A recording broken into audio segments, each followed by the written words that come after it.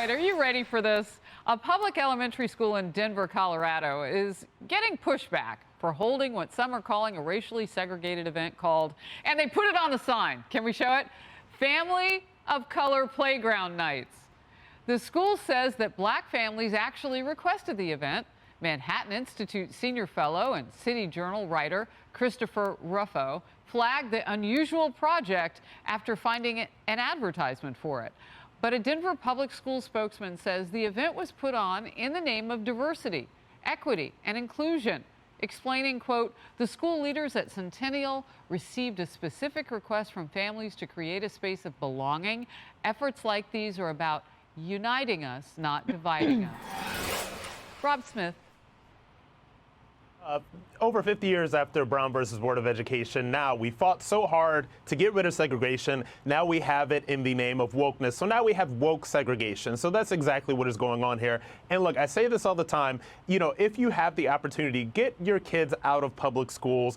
They're nothing but indoctrination factories in some cases, right? So if you go to a Twitter handle called Libs of TikTok, they do a very good job at exposing some of the indoctrination that happens with a lot of these school teachers. This is just, yeah, it's great. This is just further indoctrination. It's more segregation. It's bad news. I have a quick follow for you, because the way that this hit me as a person of color was, I want to know how the question was asked. Yeah. So did the school go to the families and say, hey, you know, we want us to support you in some way. If we do this, what do you think?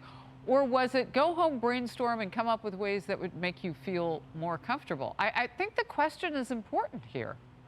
I think that question is important. I don't think that we know at this point. I would say, honestly, that knowing how this stuff works, knowing how the wokeness has taken over basically every aspect of education nowadays, I would think that this is something that probably came from the school. And for me, you know, as somebody that is a public school kid, right? I went to public school my entire life, and I have great respect for it. But I do not think that it is sending the right message to these kids to separate them from, you know, to separate them in groups based on black, white, etc. Well, I would say that not all schools are created equally. So you know, we can't say it's running rampant at every school.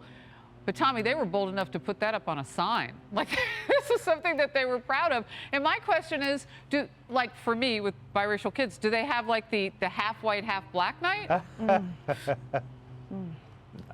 Yeah, when we're talking about this, and I'm glad that Rob pointed it out, you know, generations of Americans of all colors and all political affiliations fought to end segregation, fought to end our horrible history and our horrible past in this nation. And now that these woke-activists are trying to bring it back, especially at that age for students, I think that that's what really gets me. And, you know, Rob said if you can pull your kids out of public school, well, the problem is the people that really need that true inclusion, that true diversity, that true sense of belonging, regardless of race or socioeconomic status or what have you, are the people that can't afford to go to private school. They're the ones that need the most. They're the ones that need to have these lessons even more strongly preached, that we need to come together, that we are all equal, that we need to work together towards a common goal.